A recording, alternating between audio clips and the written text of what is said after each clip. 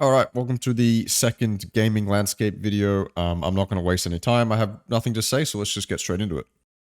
All right, so esports has seen a huge rise in popularity in the last decade, and this has led to millions of people going out there and trying to achieve their dream of becoming a professional player. I come from this industry. For me, it was about 7 years of nothing, followed by a couple years of me reaping the rewards of the foundations that I had set. And while I didn't end up having the career I wanted in the end, I went through all the emotions and had a ton of unique experiences.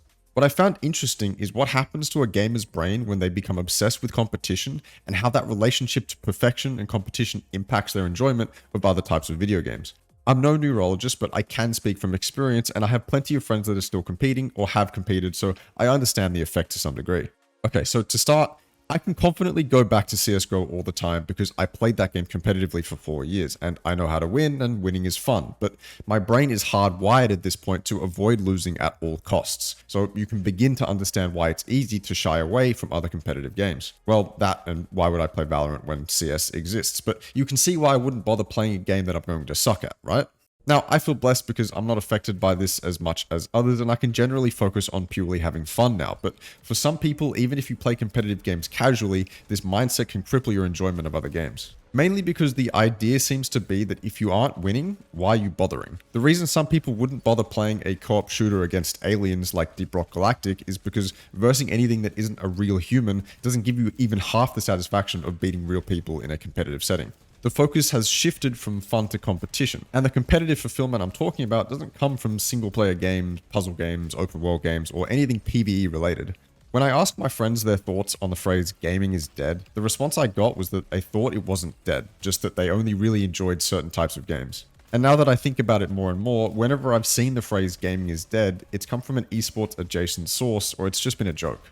Now again, I'm no expert and have no evidence to back this up, but is it crazy to think that a rise in esports popularity and a competitive mindset has meant that more and more people exposed to that mindset will find it harder to enjoy non-competitive games, therefore providing a reason why I continue to see the phrase gaming is dead from esports adjacent sources, considering my social media feeds are mostly esports related. Honestly, that is some real tinfoil hat shit, but I don't think it's super crazy. Anyway, a couple other impacts that this mindset can have is the obsession to break the game and to min-max wherever possible. I know I do this, I'm definitely obsessed with min-maxing, but I'm not sure if it's due to my competitive history or not. But without the ability to break the game or min-max, it might take away some of the draw for some people.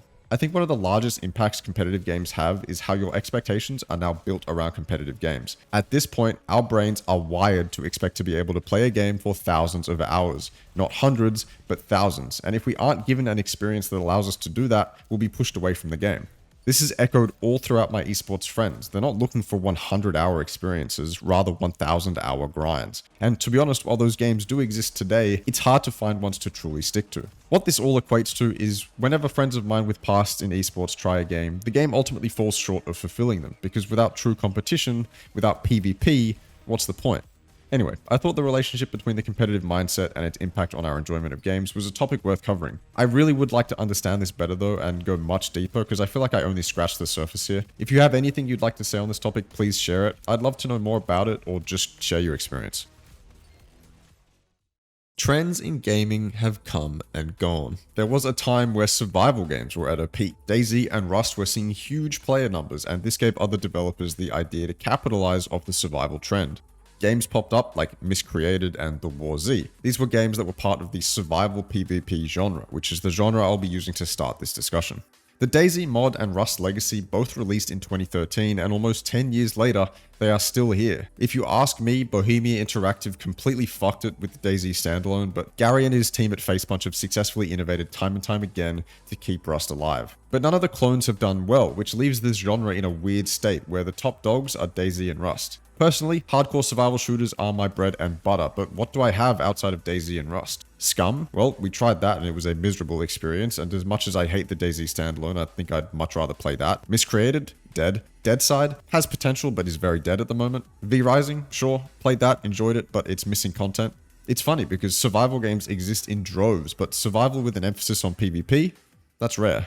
That genre of game doesn't have many good options, and I feel that way about other genres too, but it's not just genres missing games. Some genres are becoming very formulaic and stale too. Anyway, let's start with the genres that I think need some new games. As I said, survival PvP needs competitors to DayZ and Rust. I think Deadside has some potential, but progress is slow and the player base is small at the moment. I think that FPS roguelites could use some new games. That genre isn't dead at all, but I think in comparison to the other roguelike genres, it's lacking. Gunfire, RoboQuest, Deadlink, these are all great, but I really want some more. I asked my brother about genres he thought were dead, and he pointed out that there aren't many good tower defense games, and I was like, oh, yeah, you're kind of right. Sanctum 2 came out in 2013, Bloons Tower Defense 6 in 2018, Orcs Must Die 3 was average at best with a 60 FPS cap, so I was immediately out of there. I remember playing Dungeon Defenders 2 with friends, and that was actually a fun experience, so I think more games like that would be a nice change of pace.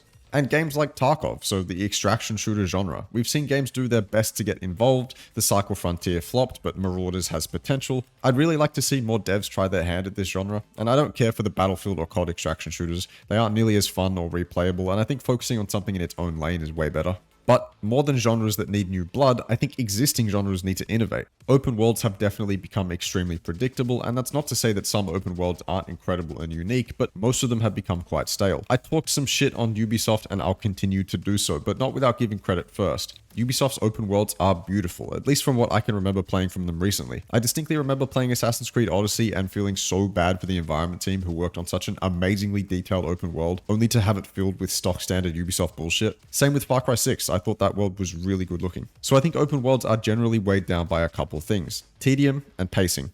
With tedium, I'm talking about performing the same actions over and over. So picking up resources, doing similar quests and activities, traveling the same ways or the same routes, or things that are unnecessarily time consuming and don't add to the gameplay.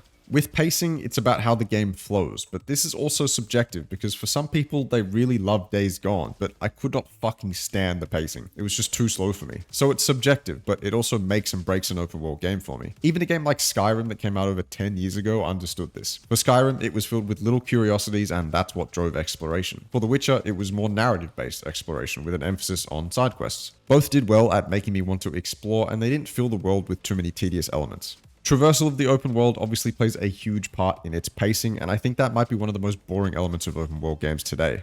Making movement exciting and dynamic means that you elevate one of the most tedious parts of an open world, but so many developers ignore it or just restrict it to fast travel. I think there is huge potential in looking at the pacing of, say, a Borderlands game, where it's not explicitly open world, but you have large open spaces where you won't go 2 minutes without having something to shoot at or an objective to take on. This keeps momentum up and players engaged, and I think that type of thinking could work really well in an open world setting, but I'm not exactly sure how it would be pulled off. Multiplayer shooters. I mean, these are very popular nowadays, but they're also a genre that needs a fresh take. I think the last big fresh take we got was the popularity of extract shooters like Tarkov, and before that it was battle royales, but I think it's time for something new. Now, I don't think this genre is struggling or dead, not by any means, but personally, I can't think of a shooter I want to play so badly right now. Rainbow Six makes me want to rip my head off, Overwatch doesn't interest me, I've played too much PUBG to consider Fortnite or Apex, plus they just don't interest me, and why would I play Valorant when I really enjoy CS? The desire for a new shooter got so bad we ended up trying Shadowline, but that was just 15 minutes of fun and then we were gone. While COD has remained consistent, it's obvious that Battlefield has fallen off. 2042 was meant to be a game we could all grind for hundreds of hours, but look at what we got instead. It seems crazy to say that we need a new good shooter when there are so many out, but I'm not alone in this opinion. One of the FPS greats also reckons we need a good shooter. Speaking of shooters, when am I getting the next big looter shooter? I know there are actually a couple coming out this year to look forward to, but I feel like it's been a while since we got a big looter shooter. Destiny 2 has been around for a while, and Borderlands 3 and Tiny Tina's could only last me so long. To be honest, looter shooters are one of those types of games that just provide me with the most pure enjoyment out of any video game.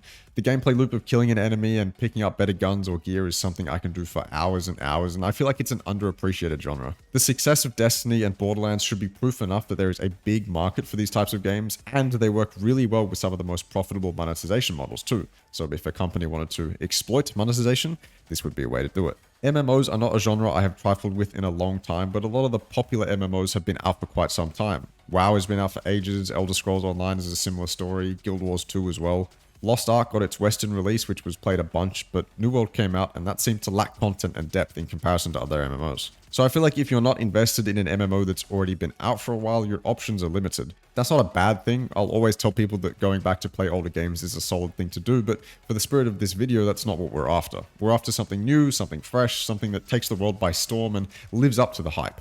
I remember staying up all night grinding Arcade when I was younger, so that's the type of experience that I'm looking for. But that's all I can think of when it comes to genre struggles right now. Keep in mind that a lot of the popular genres that dominate the industry, like shooters and open world games, those are the ones that have been getting stale, and that's a big part of the industry to get bored of. So if you're not savvy to trying new games or don't enjoy a wider range of the gaming landscape, then I really do feel bad for you. But I said this in the last video and I'll say it again, 2023 looks awesome, and no matter what video games you like, you should be pretty entertained.